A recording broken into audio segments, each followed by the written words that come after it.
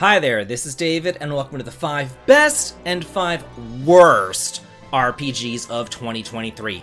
This year had some absolute bangers, some great games, some great new IPs, some great returning series, and some great remakes as well, but at the same time, it had some dumpster fires too, and that's what I want to talk about here, the best as well as the worst. But first, hey y'all, if you're new to the channel, please be sure to subscribe for some more top 10 lists like this, as well as reviews and news, and as always, hit that like button for the ratio. Now let's go ahead and get started with the best. Number 5, Sea of Stars, released for the PS4, PS5, Xbox, Nintendo Switch, and PC. If I had a dime for every time I heard about a game inspired by Earthbound or Chrono Trigger, I'd be a rich man. But while most of them fall short of their inspiration, Sea of Stars is a notable exception. Taking the tropical island theme of Chrono Cross and melding it together with the battle system and tight storyline of Chrono Trigger is just an ingenious combination. The story follows 2 Solstice warriors as they go off to defeat the Dwellers, who are essentially world eaters bent on destruction.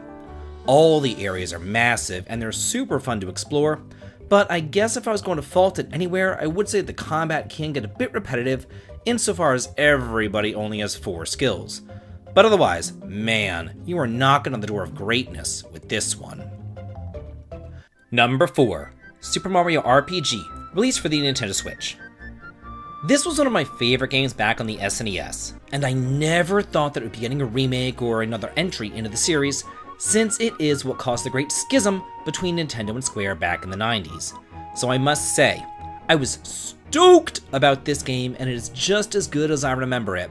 It is the same general adventure of the original, but now with added quality of life additions, such as fast travel, powerful mobs to fight for more frog coins, and boosted attacks hitting all enemies so that the combat can move at an even quicker pace.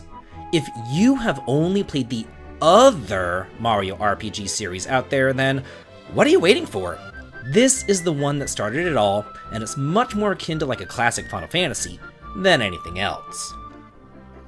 Number 3, Octopath Traveler 2, released for the PS4, PS5, Xbox, Nintendo Switch, and PC.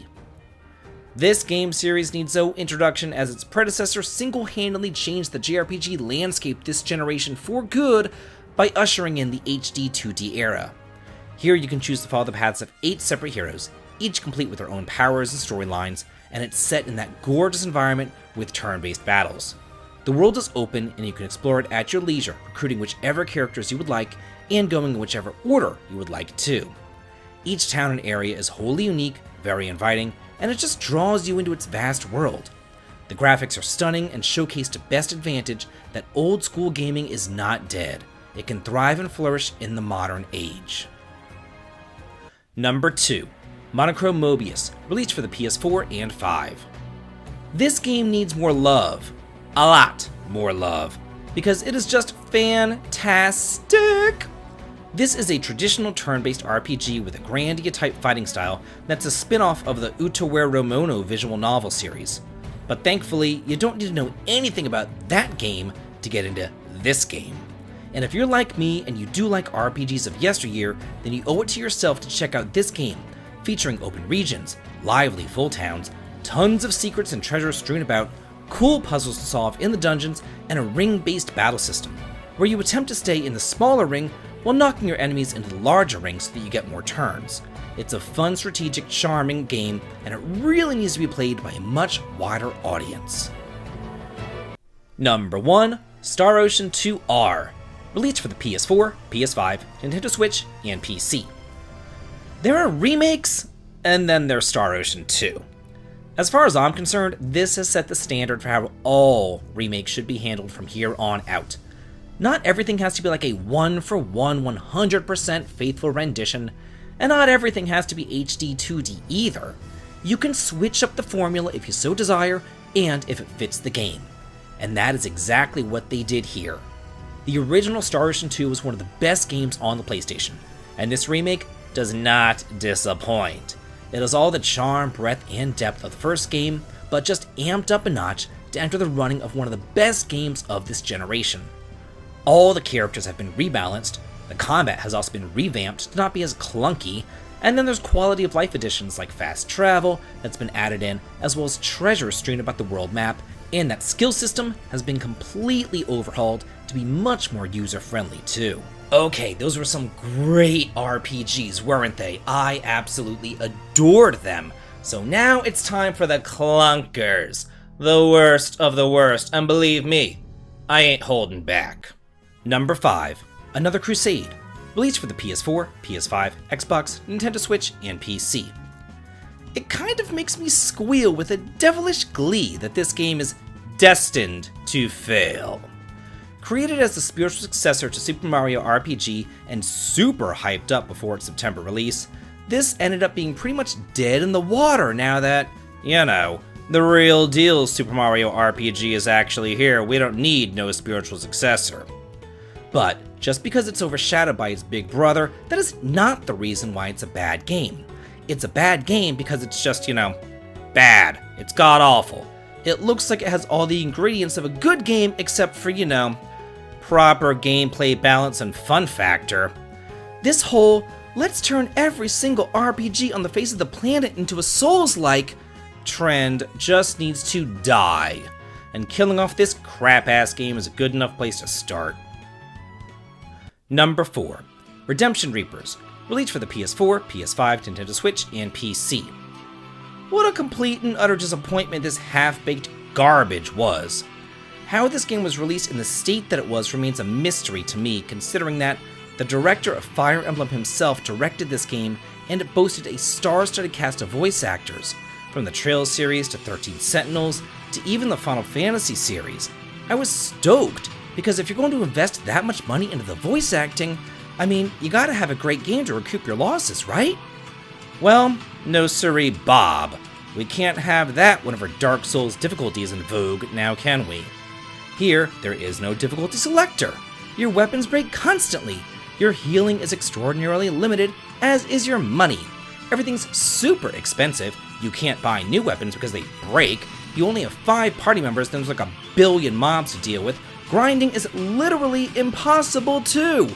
Yay! This is like going back to the very first NES Fire Emblem game, and no one has time for that. Number 3, Neptunia Sisters vs. Sisters, released for the PS4, PS5, Xbox, Nintendo Switch, and PC. Holy crap, Olas, this sucked. I made a review for this game after Idea Factory contacted me via email, and they provided me a free code as well as some cool funding too. But despite what people actually think, just because you're paid for a review does not mean that you have to make your review positive. You are allowed to be honest. I tell people this all the time, but no one ever seems to believe me. But if you don't still believe me, you can just go on back, mosey on over and watch my review on this god-awful game. Or you can just listen to me blast it again here. Whatever floats your boat. This was one of the worst action RPGs I've ever had the displeasure of playing. With the most janky controls, cut and paste hallways, the most inane, stupid dialogue I've ever read in my entire life. I am surprised that my eyes are still in my sockets, considering that they rolled out of my head a million times during my 40 hours of this dumpster fire of a game. Number 2, Final Fantasy VII Ever Crisis, released for mobile. Gosh, where do I begin with this? Before this game came out, we saw footage of Cloud and the crew going through dungeons and exploring, battling like madmen, and even checking out the Chocobo Ranch. And it was all done in a really cool, cute graphical style that was reminiscent and a direct throwback to the original game. It was not hyper-realistic like the new remake trilogy. This looked to be a faithful remake of the original game, just with some modern updates, which is really exactly what I and, everybody else wanted. But unfortunately, it ain't what we got. We got a gacha game in the worst sense of gacha. Not a good gacha game like Honkai Star Rail or Genshin Impact, but one with stamina systems so unforgiving that they might as well say, here, just hand over your wallet, let me bleed you dry. And that, my friends, just isn't fun. And finally, number 1, Loop 8, Summer of the Gods, released for the PS4, Xbox, Nintendo Switch, and PC. I hated this game so much. There is a reason why it's in first place. There are no redeeming qualities about this hunk of junk. Kind of similar to the aforementioned Redemption Reapers, there was some pedigree behind this one, including the team that worked on Lunar as well as Grandia. So while I would like to say that I was excited, I was actually always pretty apprehensive from the start in regards to this game, because nothing I saw really made it seem like it was my type of game.